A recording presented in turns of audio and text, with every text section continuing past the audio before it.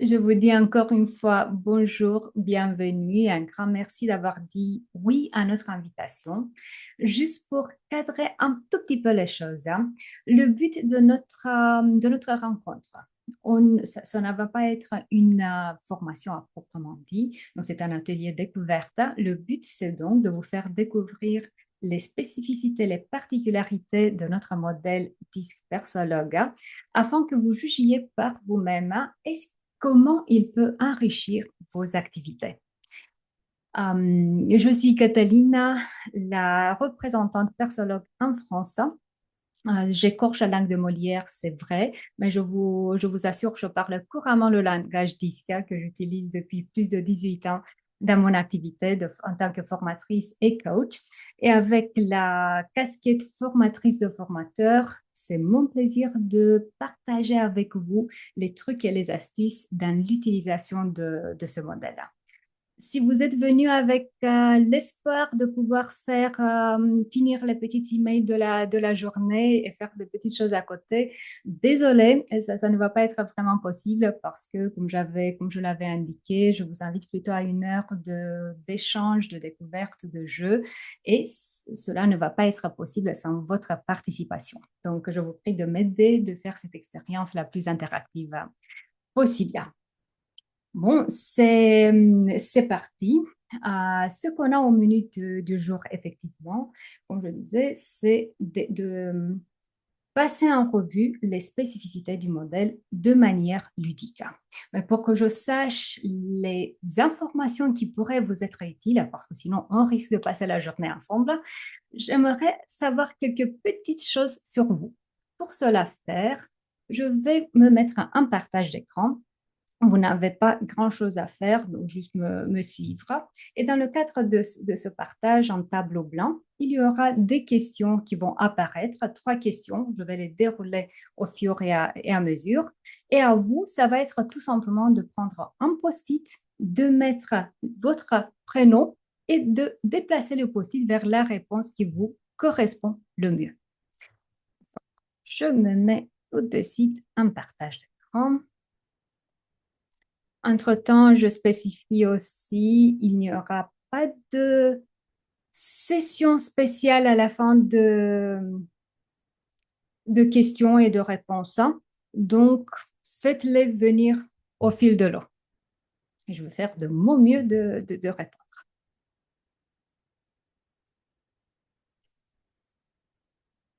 OK. On commence avec la première des questions. Quelle est votre activité principale? Côté gauche, vous avez quelques outils, dont l'outil texte ou l'outil post-it. Donc, prenez ce qui vous va le mieux et écrivez tout simplement dans le cadran où vous trouvez la réponse qui vous correspond, votre prénom. Donc, les options sont formation, coaching, ressources humaines ou autre. Et si c'est autre, mettez votre prénom et de préférence, indiquez aussi pour, c'est quoi ce autre?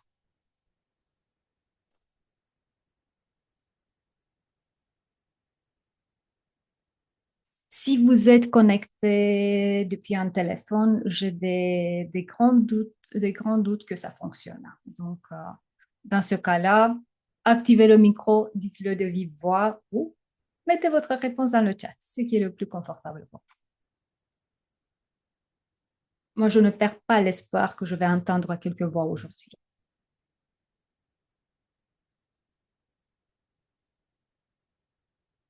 Et je vois que jusque-là, c'est les coachs qui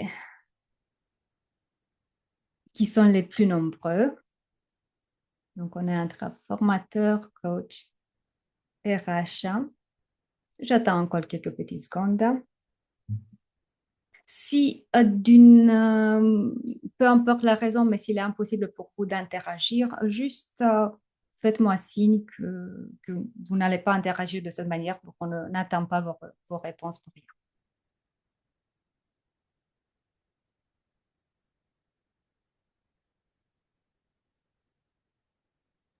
OK. Alors, désolée, je prends la parole. J'arrive pas, j'arrive pas à mettre mon post-it. Alors, dites-le de vive voix. Ce serait où? D'accord, donc je suis Laurence et je suis à la fois dans le coaching et les ressources humaines.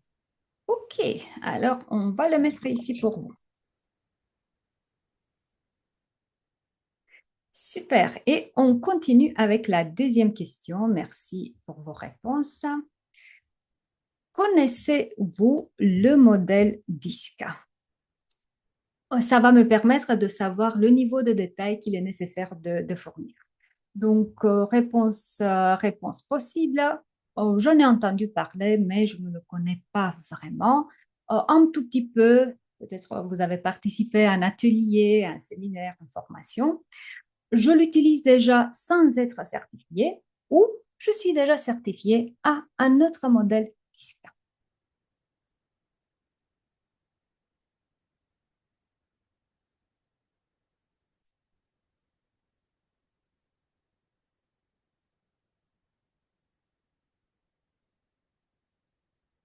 Laurence et les autres aussi, d'ailleurs, pareil, si vous n'arrivez pas à mettre votre prénom.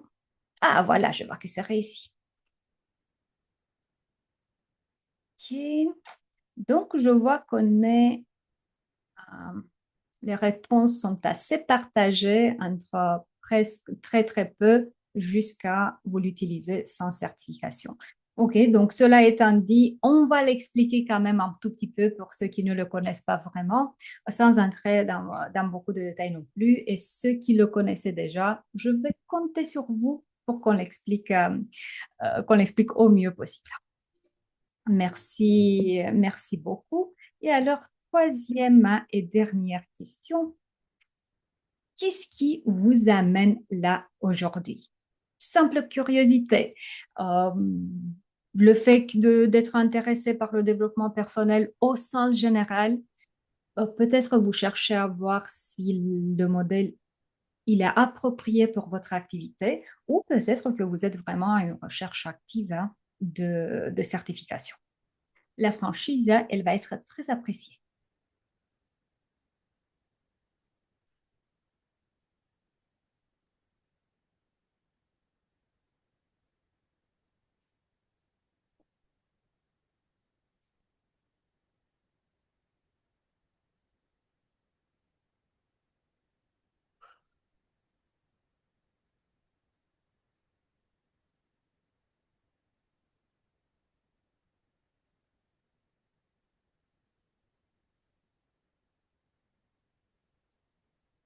Petite révision sur le modèle. Ok, j'entends l'intention. Je ne sais pas si en quoi ça va être vraiment, vraiment utile pour vous si vous êtes déjà certifié à un autre modèle parce que les pratiques peuvent être assez différentes, mais on pourrait cocher un autre objectif de voir une autre perspective. Ok, merci, merci beaucoup pour toutes vos réponses, hein. Je vais arrêter le partage d'écran. Et alors, on se met au travail. Je reprends le partage de ma présentation. Pour information, le visuel qu'on utilisera ensemble vous sera transmis à la fin. Donc, prenez des notes si ça vous aide. En même temps, tout ce que je mets là, vous aurez accès vous aussi. Donc, commençons par ce qui est poli. Qui sommes-nous? Pour ceux qui ne nous connaissent pas encore. Nous sommes persologues. D'ailleurs, nous sommes Ormesis, l'organisme de formation qui a l'exclusivité pour le déploiement persologue en France. Et alors, persologue, c'est quoi concrètement? Nous sommes une maison d'édition, académie et conseil à la fois. Notre mission, c'est de vous accompagner, vous, les pros du savoir-être, les pros de l'accompagnement, donc que ce soit formateur, coach, RH, recruteur, conseiller afin de enrichir vos pratiques, de vous permettre d'offrir la meilleure expérience possible aux personnes que vous accompagnez, au process que vous accompagnez. Concrètement, comment nous faisons ça? À travers quatre modèles clés à main. Le modèle de personnalité DISCA, le modèle de résilience personnelle et d'équipe, le modèle de stress persologue et le modèle de temps persologue.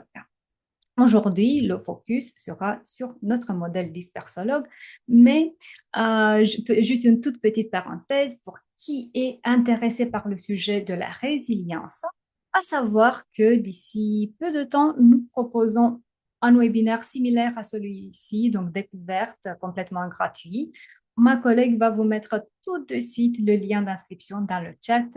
Donc, vous n'avez qu'à cliquer dessus et à voir de quoi il s'agit et à vous inscrire si ça, si vous le souhaitez. Je vais continuer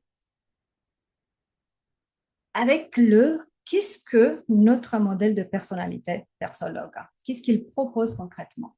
Donc, c'est un outil, c'est un kit d'outils et une méthodologie à la fois pour analyser, pour développer la personnalité. Donc, ce qui fait que à l'intérieur, vous allez retrouver les questionnaires qui permettent d'identifier les tendances comportementales avec focus comportement général, comportement dans son rôle de leadership, comportement dans son rôle de commercial, par exemple, des profils et des rapports. Donc, autrement dit, les restitutions qui sont fournies une fois que la personne a rempli le questionnaire, avec encore une fois avec le focus spécifique qui a été choisi en tout début, des jeux, des livres, parce que qui n'aiment pas le côté ludique, des plateformes qui vous permettent de commander et de gérer vos profils en toute autonomie.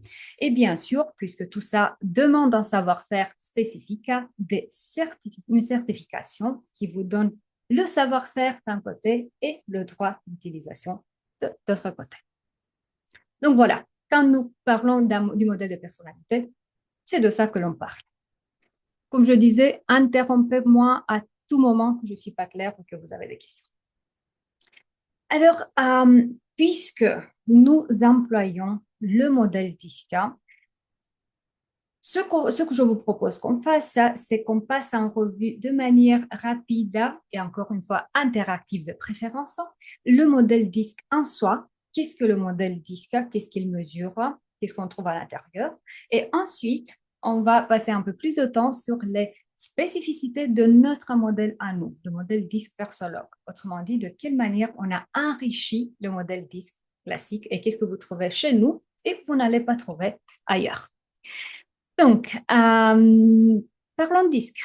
Le disque, c'est quoi? C'est un modèle qui décrit le comportement à travers 4 tendances comportementales de base, dominant, influençant, stable, consciencieux, en partant de 2 questions. Donc, c'est les réponses à ces 2 questions, le mélange des réponses qui vont nous générer les caractéristiques de ces 4 dimensions comportementales.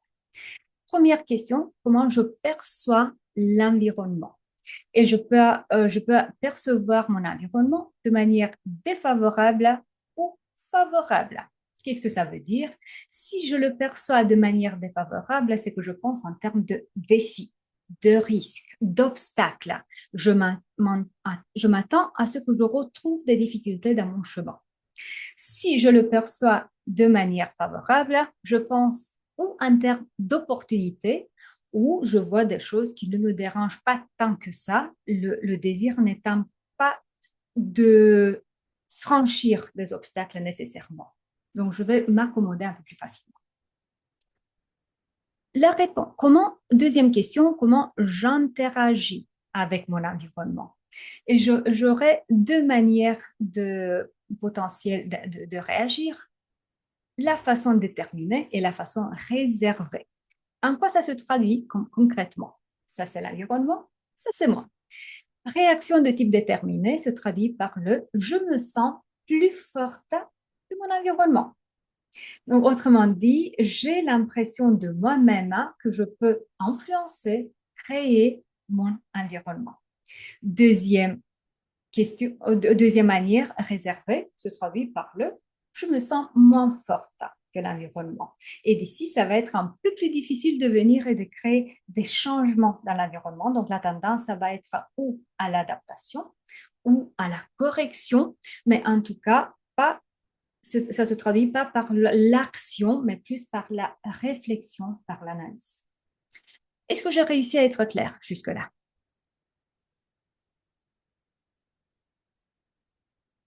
Bon, il ne me reste que d'interpréter votre silence comme une confirmation.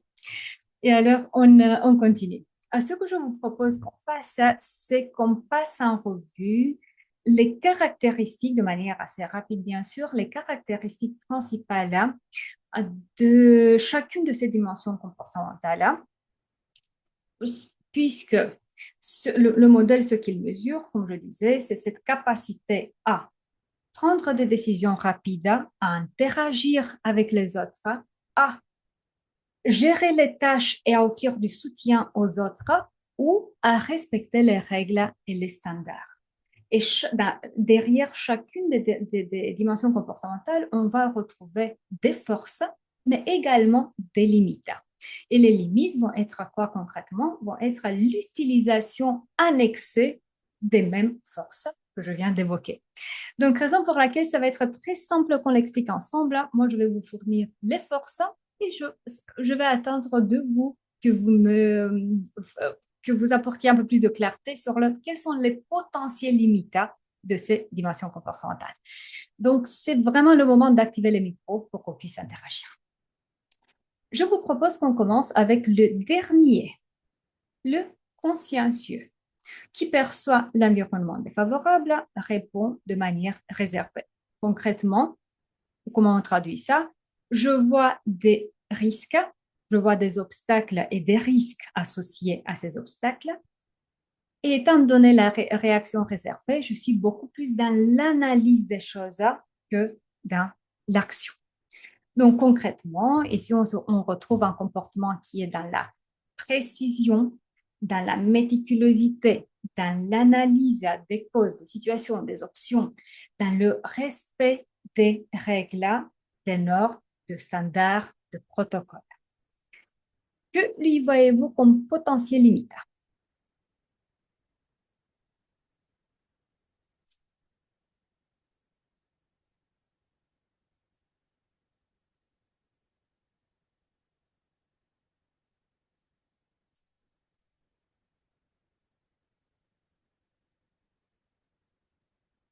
Ce qui vous passe par la tête, hein? Pas de mauvaise réponse.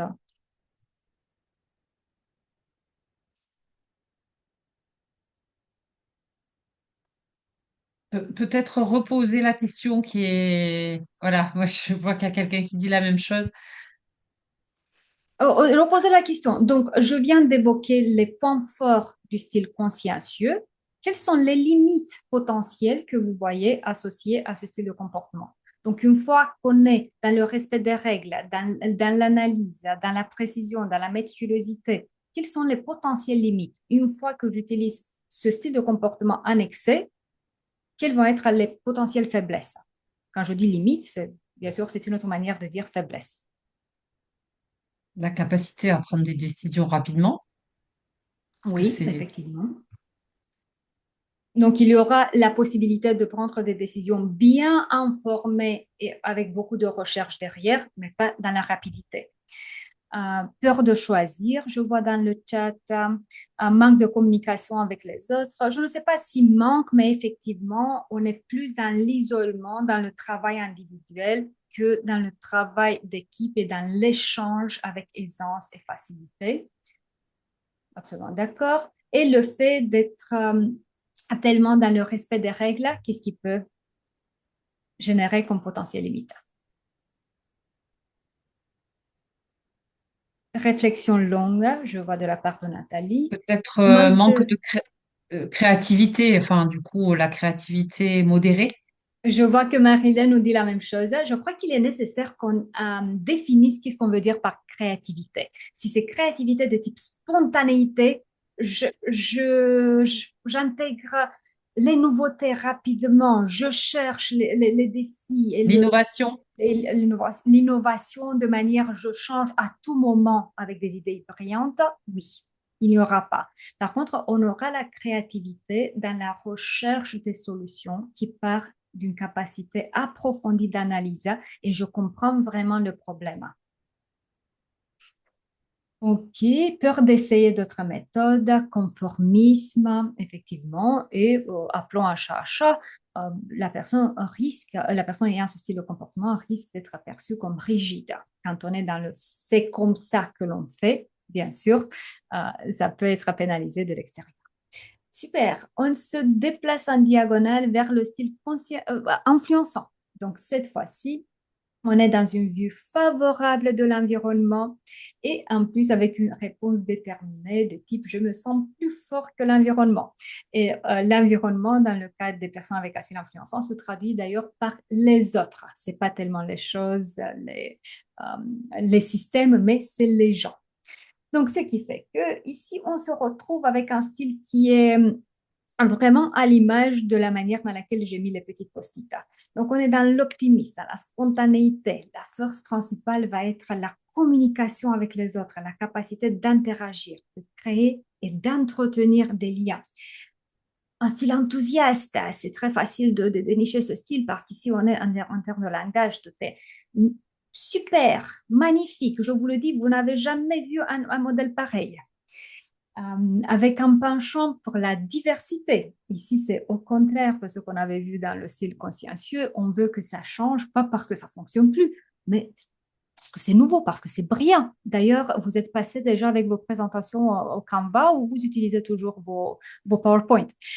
Oui, donc c'est un peu ça le style de si c'est nouveau, bah, j'essaye. Déjà, j'essaye.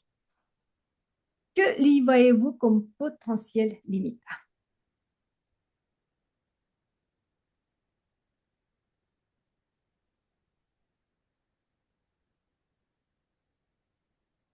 Je vois émotivité, de la part de Marilyn. Donc oui, effectivement, ici, on est dans l'émotionnel, ce qui fait que parfois, l'émotionnel peut prendre le dessus et aller même vers le côté irrationnel parfois. Donc le trop d'émotions. Okay. Quoi d'autre? Prise de risque, je vois de la part de Laurence. Oui, effectivement, on ne réfléchit pas trop. Ce n'est pas des décisions qui sont prises à travers la réflexion, mais c'est plus l'intuition. C'est au pif plus qu'autre chose. Et là, je crois que c'est très facile de réfléchir un peu à vos interactions commerciales, les personnes, et d'analyser la manière de prendre des décisions de vos clients. Il y a ceux avec un style influençant très élevé qui signent tout simplement parce que vous avez l'air très bien, parce qu'ils raisonnent avec vous, et voilà, plus, plus est acheté. Ne pas finir ce qu'on commence. Je vois de la part de Nathalie, oui, effectivement, il y a le risque de s'éparpiller. Complètement d'accord avec vous. Bon, le fait d'être tellement dans l'interaction et dans la spontanéité, qu'est-ce que ça peut générer comme potentiel limite?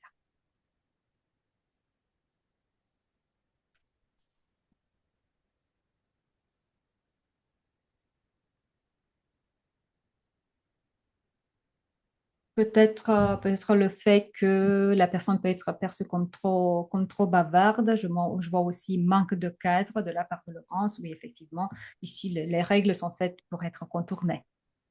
C'est pas, le cadre, il est une indication. Ce n'est pas quelque chose de très strict. Bon, continuons alors avec le style stable. Donc, on descend. On aura la même vue sur l'environnement comme étant favorable. Par contre, cette fois-ci, la réponse est de type réservé. Donc, je suis plus en mode observation, réflexion avant de passer à une action. Ici, on se retrouve avec un comportement qui la grande différence entre l'influençant et le stable va être que si l'influençant était comme l'acteur, si vous voulez, qui est sur la scène, qui aime être en lumière, qui aime être vu, entendu, avoir un public, être applaudi, cette fois-ci, on se retrouve plutôt, si on reste dans la métaphore, on se retrouve avec une personne qui aime être plutôt un support pour les autres, mais depuis les coulisses, pas dans la lumière mais qui va aimer se mettre en support pour les autres, qui va aimer faire partie d'une équipe, qui va aimer contribuer à l'objectif général. Mais comme je disais, plutôt un retrait. Donc ici, on se retrouve avec un comportement qui est il y a l'écoute, pas l'écoute. On a été à une formation, on nous a expliqué il faut écouter les autres, mais cette écoute vraiment empathique et qui vient de soi, avec un comportement qui est perçu comme fiable. Pourquoi? Parce que si c'est une fierté de savoir que les autres peuvent compter sur nous, dans ce besoin et recherche d'harmonie, dans un rythme plutôt constant, et si on avance lentement mais sûrement, et comme le nom le dit aussi, stable, dans une tendance plutôt à préserver la stabilité, la prédictibilité, qu'aujourd'hui soit comme hier, demain comme aujourd'hui, sinon un petit préavis, s'il vous plaît. Que lui voyez-vous comme potentiel limite?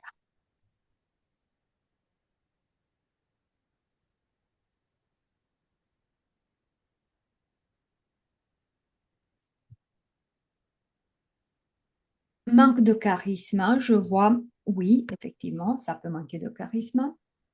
Le fait d'être tellement dans la stabilité, dans la prédictibilité,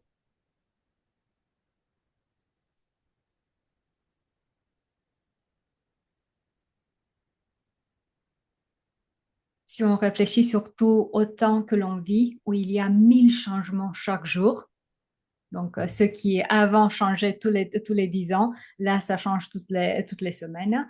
Donc effectivement, c'est une difficulté à gérer les changements, à intégrer les changements. Pourquoi? Parce qu'ici, on est plutôt dans un besoin, la routine, ça rassure. Donc ici, on est plus dans un besoin de faire ce que l'on sait faire, de le faire bien, peut-être pas au niveau de perfection, comme le style consciencieux, mais faire bien.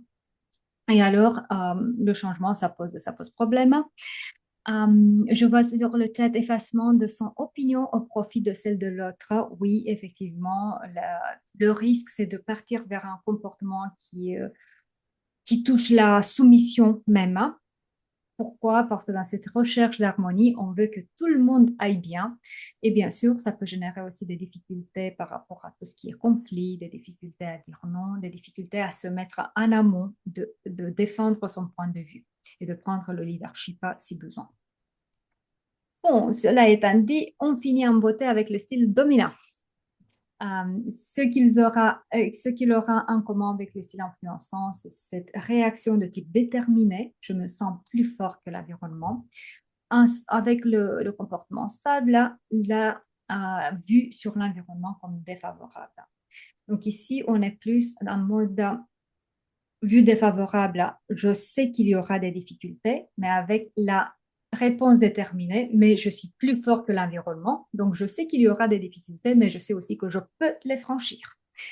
Donc on se retrouve avec un comportement orienté, objectif et résultat. On a le cap et on fonce, on suit avec capacité de prendre de prise de décision rapide, rationnelle quand même, hein, si on compare avec l'influençant, mais rapide, hein, avec cette capacité à se montrer sûr de soi, à rester déterminé sur son objectif, sur sa route, hein, avec un style de communication plutôt cash direct. Potentiel limite.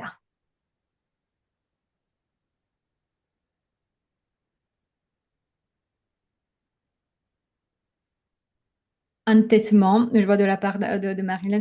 Oui, euh, j'aimerais juste préciser que l'entêtement, je vais le retrouver aussi chez les autres, hein. C'est juste entêtement par rapport à quoi? Ici, c'est parce que par exemple, pour le style stable, c'est l'entêtement par rapport à c'est comme ça qu'on a fait toujours. Donc, l'entêtement par rapport à préserver ce qu'on connaît déjà. Pour le dominant, ça va être l'entêtement de euh, non n'existe pas. Comment ça, ce n'est pas possible, mais bien sûr que c'est possible. Donc, c'est l'entêtement dû à la détermination. Manque d'écoute, je vois, peu d'écoute, oui, effectivement. Peu coopératif, Laurence, je ne suis pas du tout d'accord. La personne avec un style dominant, tant que vous faites ce qu'elle veut, elle est très coopérative.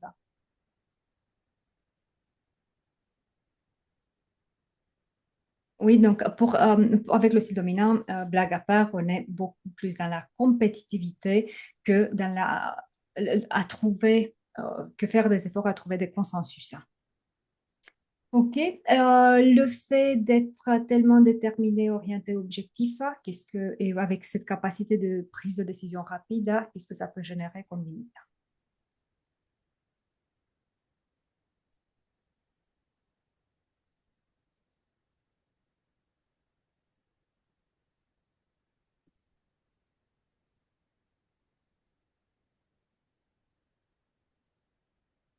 Des erreurs en termes de décision, oui, effectivement, prise de risque exagérée. Je vois, merci beaucoup pour vos réponses. Donc oui, on risque d'être dans la précipitation.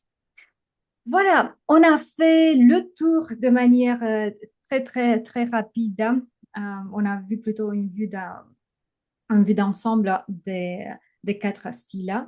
Ce que vous avez vu jusque-là, si vous connaissiez déjà le modèle, je ne vous ai dit rien de nouveau, j'imagine. Donc, raison pour laquelle, dites-moi s'il vous plaît déjà, y a-t-il des questions jusque-là?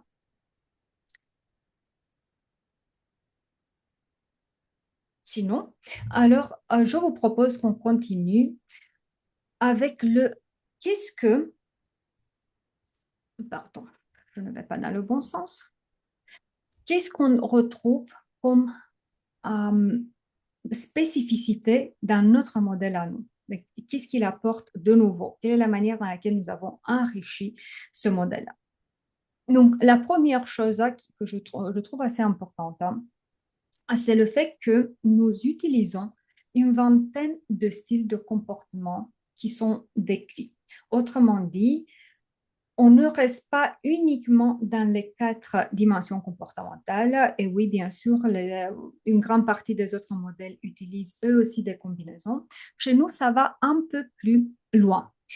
D'où vient cette vingtaine de styles? Donc, on commence, nous utilisons des numéros d'entrée pour traduire les combinaisons entre les quatre dimensions comportementales. Donc, nous aurons un, 2, 3, 4 pour les styles principaux, donc pour les dimensions comportementales de base, dominant, influençant, stable, consciencieux. Ensuite, on utilise 12 combinaisons de deux dimensions comportementales. Avoir dominant, influençant, influençant, dominant, influençant stable, stable, influençant, etc. La spécificité, c'est que nous reconnaissons et décrivons, y compris les combinaisons en diagonale. Avoir influençant, consciencieux, dominant, stable. Donc, c'est dimensions comportementales qui sont à l'opposé, mais notre profil est capable d'identifier même ces combinaisons qui sont opposées. Et en plus, nous décrivons également quatre combinaisons de trois. Donc, dominant, influençant, consciencieux, dominant, influençant, stable, etc. Ce qui fait, pourquoi c'est important? C'est important parce que on ne veut plus des modèles qui mettent les gens dans des cases.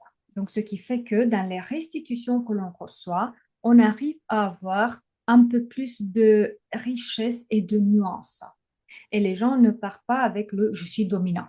Parce qu'on est bien d'accord, on n'est pas une couleur, on n'est pas une dimension comportementale. Une autre spécificité sera le fait que nous sommes bien clairs sur le fait que nous identifions à travers nos outils les comportements situationnels. Ça veut dire quoi concrètement?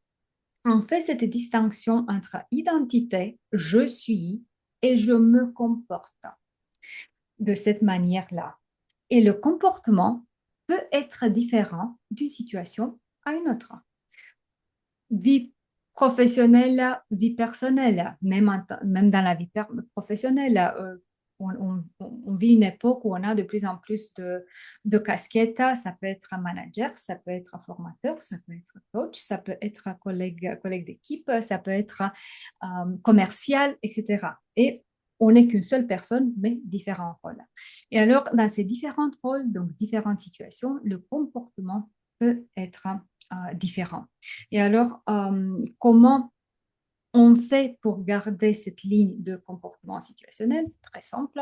Le moment où la personne commence à compléter le questionnaire, elle choisit déjà l'environnement spécifique, la situation spécifique sur laquelle elle, elle veut avoir des réponses en termes de comportement. Elle garde le focus tout au long. Et ensuite, dans les restitutions que nous mettons à la disposition, les formulations ne sont pas de type tu es comme ça, mais les personnes manifestant ce style de comportement, en général, se comportent de cette manière-là. Et la personne peut s'y retrouver ou pas. Est-ce que ça fait sens pour vous?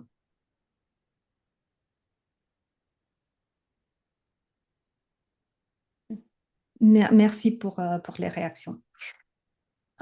Une autre caractéristique, c'est le questionnaire. Le questionnaire qui est validé. Donc, autrement dit, qu'est-ce que je veux dire par ça? Il est passé par des études de validité et de fidélité. Autrement dit, il mesure ce qu'il dit qu'il mesure et il le fait suffisamment bien par rapport aux standards dans le domaine. Euh, Concrètement, quand on veut le compléter, on met environ 15 minutes. Donc, c'est entre 12 et 17 minutes, vraiment maximum en fonction du rythme de la personne. Il est accessible un peu partout. Donc, il est accessible en format digital et dans ce cas-là, sur tout type de support, mais également en format papier. Donc, une grande partie de nos produits sont disponibles aussi en papier, si besoin. Et comme je le disais, on met ce focus sur le comportement situationnel. Euh, Là, tout de suite, bien sûr on n'a pas le temps nécessaire pour que vous puissiez compléter un questionnaire, voir à quoi ça ressemble. Mais si vous voulez le tester, c'est avec grand, grand plaisir. Faites-moi juste un tout petit message pour me dire, je veux tester, je veux voir de plus près les outils. Et on se retrouve dans un entretien privé cette fois-ci pour qu'on puisse regarder un peu plus en détail. Ce que je trouve important qu'on explore par rapport à ce questionnaire, c'est la manière dans laquelle nous accueillons les résultats. Et là, on touche à une autre spécificité de notre modèle qui, en général, l'est beaucoup aux personnes avec la casquette coach, conseiller, le moment, c'est donc autrement dit, les personnes qui veulent aller un peu plus en profondeur avec les outils et sortir du classique, je suis dominant, je suis influençant. Donc, qu'est-ce que les trois graphiques, ils veulent dire? Graphique 1, image de soi publique, ça va être l'image que je veux renvoyer aux autres dans l'environnement que j'ai choisi quand j'ai complété le questionnaire. Donc, c'est comme ça que je veux être perçu.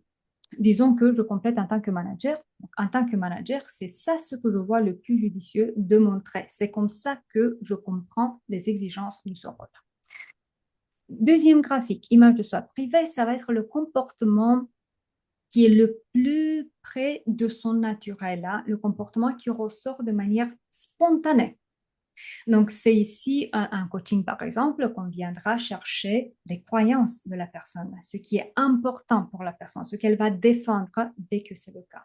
Et c'est ça le point de départ dans l'analyse. Hein. Pourquoi? Parce qu'encore une fois, c'est le plus près de son naturel. Et le troisième graphique, image de soi composée, ça va être le mélange entre le premier et le deuxième. Donc, autrement dit, le mélange entre ce que j'essaie de montrer et ce qui ressort de manière spontanée chez moi. Vous avez, j'imagine, déjà remarqué, en haut, nous avons DISC, dominant, influençant, stable, consciencieux, avec les numéros d'entrée afférents, 1, 2, 3, 4. Et côté gauche, nous avons le degré de manifestation, de 0 vers 100%. La ligne qui divise en moitié le graphique, donc entre 50 et 60%, va me démarquer plutôt les dimensions comportementales prédominantes, donc au-dessus de 50, et moins manifestes en dessous. Et une autre spécificité, c'est que nous avons la possibilité d'analyser les comportements en potentiel excès, avoir ce qui est au-dessus de 80% ou un potentiel manque en dessous de 30%. Donc, ce qui fait que lors d'un débriefing avec la personne, On peut aller beaucoup, beaucoup plus loin que le descriptif qui est offert, le descriptif comportemental, et ça peut nous permettre de explorer les écarts entre le deuxième graphique, le premier graphique, la manière dans laquelle la personne interprète les exigences de l'environnement, les comportements excessifs, les comportements manquants. On peut voir des graphiques qui sont presque plats, on ne voit presque pas de différence entre une dimension et une autre, et les graphiques qui sont vraiment vers les extrêmes, entre 90%, 10% ou zéro même. Donc, il y aura plein de choses que l'on peut voir au-delà du descriptif dans les profils. Dites-moi, s'il vous plaît, s'il y a des questions.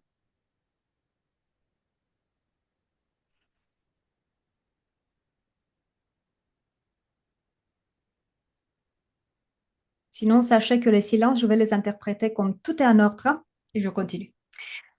Alors, une autre spécificité, c'est le fait que nous proposons vraiment un large éventail de profils là, de restitution qui permettent d'identifier le comportement sous un angle différent et d'accompagner le développement de ce comportement avec cette préoccupation spécifique. Et pourquoi c'est important pour vous de le savoir? Parce qu'en fait, pour vous, une fois certifié, ça peut devenir, si vous voulez, un petit couteau suisse. Donc, vous pouvez l'utiliser dans plein de situations. Et en plus, à ça, on rajoute aussi cette grande diversité de jeux, de livres qui vous permettent d'accompagner vos animations, vos accompagnements. Concrètement, la manière dans laquelle nos profils sont structurés, nous avons la catégorie profil et ensuite la catégorie rapport. Quelle va être la différence? Les profils sont disponibles en format numérique et papier. Je vous disais avant qu'une partie des produits sont disponibles aussi en format papier. Les rapports vont être en fait les profils encore plus enrichis, donc utilisables surtout dans les situations de type coaching. Et alors, on peut avoir des profils de type, profil de comportement le plus simple qui reste à la surface, l'observable. Profil de personnalité, on va le regarder ensemble tout de suite.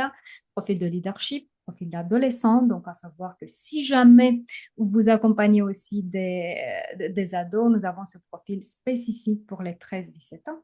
Profil de poste qui permet, par exemple dans la posture de RH, de créer le benchmark, les talons de comparaison et le matching report, donc le rapport de correspondance entre le profil de poste que j'ai créé et le profil du candidat.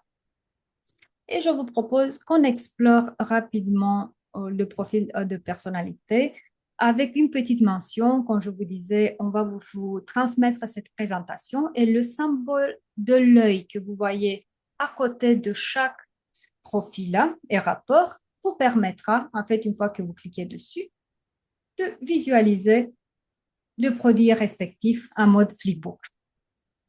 Donc, ce n'est pas que pour le décor. Donc, concrètement, qu'est-ce qu'il va vous permettre? Là, je passe un peu vite. Donc, c'est le résultat du questionnaire, les trois graphiques qu'on a évoqués. Les profils sont créés, sont conçus sur des étapes de découverte. Découverte 1, c'est la compréhension tout simplement du modèle des 4 dimensions comportementales avec les styles composés qui sont associés sur le principe synthétique de objectif, désir principal, motivation, crainte principale. Découverte 2, celle-ci permet d'identifier lequel des 20 styles de comportement m'est le plus spécifique. Et je vois que dans cet exemple qu'on a là, c'est le 2, 3, 4, donc influençant, stable, consciencieux, et que je trouve là description à la page 34. À l'intérieur de chaque descriptif, je retrouverai des informations par rapport à Description générale du comportement, limites possibles, accomplissement de tâches, tendance principale, levier de motivation, valeurs personnelles, comment la personne va convaincre les autres, gestion des conflits, comportement sous pression en tant que supérieur, en tant que membre d'une équipe, tâches et fonctions préférées et stratégies pour améliorer l'efficacité. Là, je passe vite parce que c'est 20 fois la même chose en termes de forme. On donne aux personnes la possibilité de donner d'exprimer leur niveau d'accord par rapport à la lecture qui vient d'être faite. Découverte 3. Donc jusque-là, c'était l'équivalent d'un profil de comportement. Donc je peux m'arrêter là. Ou si je continue avec le profil de personnalité, je peux explorer le lien entre comportement et croyance. Les croyances qui génèrent ce comportement. Découverte 4. Réflexion par rapport à la façon de gérer les changements. Autrement dit, je travaille sur la réaction au changement à travers les intentions. Et ici, on travaille avec le premier graphique. Découverte 5. Je travaille avec le premier et deuxième à la fois. Ici, je vais chercher les potentiels, euh, le stress potentiel, les potentielles tensions générées par l'écart entre mon deuxième graphique, mon naturel, et le premier graphique, le comportement adapté. Découverte 6, c'est la gestion des conflits, cette fois-ci avec l'extérieur. Donc, ça identifie mes tendances comportementales lors d'une situation conflictuelle. Et ensuite, ça, ça fait des propositions concrètes sur qu'est-ce que je pourrais inclure dans mon comportement, mes attitudes, pour mieux gérer ces conflits. Quand je dis mieux, c'est par rapport à l'autre, à la relation et à moi-même aussi. Et découverte 7A, ça va être détecter les forces individuelles au sein d'une équipe. Autrement dit, si je ne faisais pas partie de cette équipe, qu'est-ce qui manquerait à l'équipe? Mais aussi l'inverse, puisque je fais partie de cette équipe, en quoi c'est difficile pour l'équipe. Donc, voilà en bref qu'est-ce que je peux trouver c'était juste un petit exemple de profil. Et les autres, bien sûr, gardent le même principe de l'étape de découverte, mais avec la spécificité de ce qu'on cherche à évaluer, à analyser, à développer. Je vais arrêter un peu le partage d'écran et je vous invite à me poser tout ce que vous avez comme question jusque-là avant qu'on continue.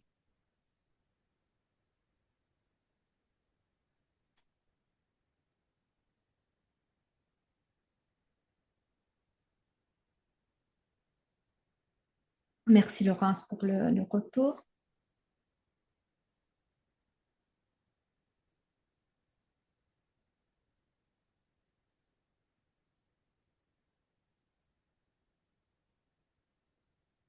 Est-ce que c'est OK pour tout le monde? Pas de questions. OK, merci. Là, j'aurais vraiment eu envie de vous faire découvrir un petit jeu. Par contre, ce serait important de savoir sur qui on peut compter parce que, comme Laurence est la seule que je vois vraiment, est-ce qu'il y a d'autres qui pourraient se prêter au jeu? Sinon, bien sûr, ça risque d'être un peu difficile si on la laisse jouer toute seule. Donc, peut-être un petit plus, vous allez pouvoir contribuer aussi à travers, via le chat si vous le souhaitez. Mais voilà, j'aimerais savoir sur qui on peut compter. Ok, je vois deux réponses. Alors, ce que je vous propose, c'est qu'on fasse plutôt de cette manière. Nathalie nous dit qu'il lui reste 7 minutes avant de prendre le train. Je vous propose de vous partager quelques petites informations sur la certification que nous proposons, parce qu'encore une fois, tout ce que je viens d'évoquer là nécessite une formation qui donne transmettre le savoir-faire nécessaire. Et ensuite, avec tous ceux qui peuvent rester, on joue un tout petit peu. Donc, déjà, je crois qu'il est nécessaire, avant de parler certification, peut-être de summariser un tout petit peu quelle est l'utilité concrète de ce modèle. Donc, si vous vous certifiez, vous faites quoi avec? Et il me semble important de comprendre que ce que j'avais dit avant, c'était pas un mensonge. Quand je dis que c'est un couteau suisse, il peut être vraiment un couteau suisse parce qu'il peut vous permettre que vous soyez formateur, coach, RH, recruteur. Il vous permet d'accompagner une personne ou une équipe tout au long du processus en partant de la sélection, comme je vous disais, à travers le profil de poste qui définit les exigences comportementales d'un poste, qui permet de générer ensuite un étalon de comparaison, le fameux benchmark, et ensuite d'avoir ce rapport de correspondance entre les exigences du poste pour lequel on cherche à recruter et le profil du candidat, de la personne évaluée. Une fois que la personne elle est en entreprise, on peut l'aider dans le processus d'insertion à travers des ateliers, des formations qui permettent de mieux se connaître soi, mais aussi de mieux connaître les autres. C'est un outil qui, bien utilisé, va être un outil de tolérance, un outil qui donne des repères par rapport aux clés de décryptage. Comment je lis, comment j'interprète le comportement de l'autre, mais au-delà on va dans l'interprétation, pas dans le sens de ah, il est consciencieux, on ne peut rien attendre de lui, mais c'est plus dans je perçois chez lui des fortes tendances comportementales de type consciencieux, quels vont être ses besoins, qu'est-ce qui va être nécessaire de ma part de faire pour m'adapter à ses besoins sans que pour moi ce soit vécu comme un gros effort, sans avoir cette sensation de je donne moitié de mon foie chaque fois quand je communique avec cette personne. Mais c'est pour ça que je dis bien utilisé, il va être un outil de tolérance. Et donc, ce qui va permettre finalement d'avoir cette meilleure communication, meilleure collaboration. Et pas en dernière place, ça permet au développement de la personne, de vos équipes, à développement des compétences concrètes dans le leadership, dans les compétences commerciales ou compétences dans la gestion des conflits, que ce soit conflits intérieurs. Un exemple de conflit intérieur, j'ai un côté dominant, j'ai un côté consciencieux. Le côté dominant dit on bouge vite, avant, objectif ambitieux. Le côté consciencieux vient dire oui, oui, oui, mais il faut bien faire les choses. Oui, mais on a tellement de choses à faire. Oui, mais il faut bien les faire. Et c'est là où nous, les coachs, intervenons et on justifie notre présence. Avec des conflits avec son poste, avec ce qu'on demande de moi, un exemple concret, je suis un très bon spécialiste. J'ai un style comportemental plutôt stable, consciencieux. On vient de me promouvoir et on demande de moi de prendre des décisions rapides, de faire fédérer, de bouger rapidement, d'innover, etc. Ou les conflits avec les autres. Donc voilà, étant donné qu'il y a cette richesse de types de profils et d'outils, c'est tout ça qu'on réussit à faire avec le modèle. Alors, cela étant dit, certification. Comment ça se passe concrètement?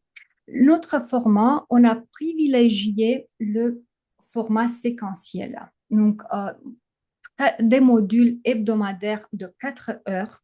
Et c'est pour ça qu'on a privilégié aussi le format distanciel synchrone, donc en classe virtuelle, pour qu'on puisse permettre ce séquençage. Pourquoi? Parce qu'on veut l'intégration en douceur, solide et en douceur, pas les 2, 3 jours d'affilée et ensuite on a cette impression d'avoir tout et rien compris à la fois. On a toujours une petite séance de cadrage en amont et une séance de suivi qui permet, entre la fin de la formation et la session de suivi, de mettre en pratique dans le prix que vous allez voir pour la certification. Vous aurez aussi suffisamment de profils inclus pour que vous puissiez pratiquer. Que gagnez-vous concrètement? Et quand je dis que gagner, c'est par rapport à d'autres certifications similaires sur le marché. La licence que vous obtenez, elle est internationale et elle est valable à vie sans devoir payer quoi que ce soit comme frais annuels, ce qui n'est pas le cas pour tous les autres modèles. L'achat de profils, donc une fois que vous êtes certifié, vous allez utiliser des profils, comportement, leadership, etc. L'achat se fait en fonction de votre besoin, pas d'abonnement nécessaire. Autrement dit, si durant une année, c'est une année un peu plus difficile et vous n'avez besoin que de deux profils, vous payez les deux profils, rien de plus. Ensuite, tout ce qui est nouveauté, et chez nous, il y a énormément de nouveautés, vous avez l'accès automatiquement et on vous les introduit dans les sessions gratuites mensuelles qu'on met à la disposition. Vous ne devez pas payer quoi que ce soit de certification de plus pour avoir accès à tout ça. Et communauté et développement continu, comme je disais, on ne vous lâche pas dans la nature. Au contraire, c'est une fois certifié, c'est là que notre vraie relation commence. Et concrètement, il y a deux formules qui sont proposées. La formule qui vous donne le savoir-faire et l'accès à tout ce que nous mettons à la disposition, qui se passe en 6 modules de 4 heures avec ce travail intercession que j'avais évoqué. Session de cadrage, session de suivi, et le prix est de 2490 euros. Mais si vous êtes plutôt dans le cas figure où vous n'avez pas l'intérêt de tous utiliser et juste une petite initiation, ça vous suffit. Et dans ce cas-là, ça va être juste les produits très basiques, profil de comportement, le rapport de base, de petits jeux, le livre. Dans ce cas-là, ça se réduit presque à moitié, 1490 euros. Bien sûr, nous sommes certifiés Calliope, donc ce qui fait que vous pouvez avoir accès à des financements. Là, cette année, il nous reste encore une session, novembre-décembre. Donc, les journées de formation sont calées les vendredis de 9h à 13h. Et si vous voulez voir ce qu'on a prévu déjà pour l'année prochaine, vous pouvez consulter le calendrier de formation. Des questions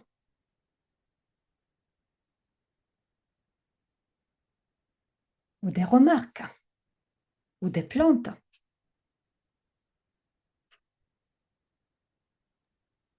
Bah, du coup, je vais ouvrir mon micro. Merci pour cette présentation fort intéressante. Moi, je serais intéressée d'aller un petit peu plus dans le détail des offres. Voilà.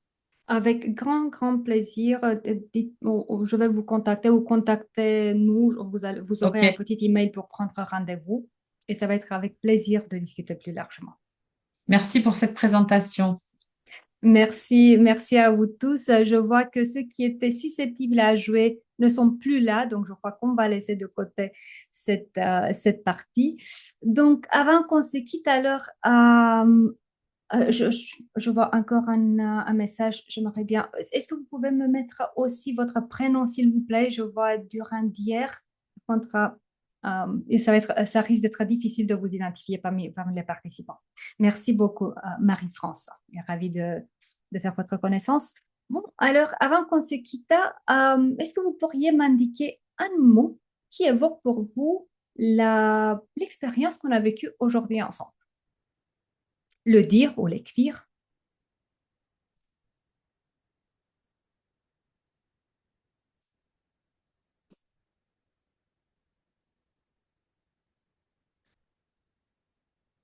Je vois découverte, intéressant, merci à vous. Plus-value, lumineux, oh merci. Ça fait plaisir, surtout avec la météo qu'on a aujourd'hui, on a besoin d'un peu de lumière. Moi, je vous dis un grand merci. Euh, et avant, juste une toute petite information, lors de la présentation, vous allez trouver aussi des liens vers les, les produits qui sont libres d'achat, donc même en dehors d'une certification. Donc, regardez un peu sur notre site si ça vous fait plaisir. Et alors, je vous dis un grand merci pour votre participation et j'ai hâte de vous retrouver et qu'on puisse continuer à explorer ensemble. Je vous souhaite une excellente journée et je vous dis à très bientôt. Au revoir.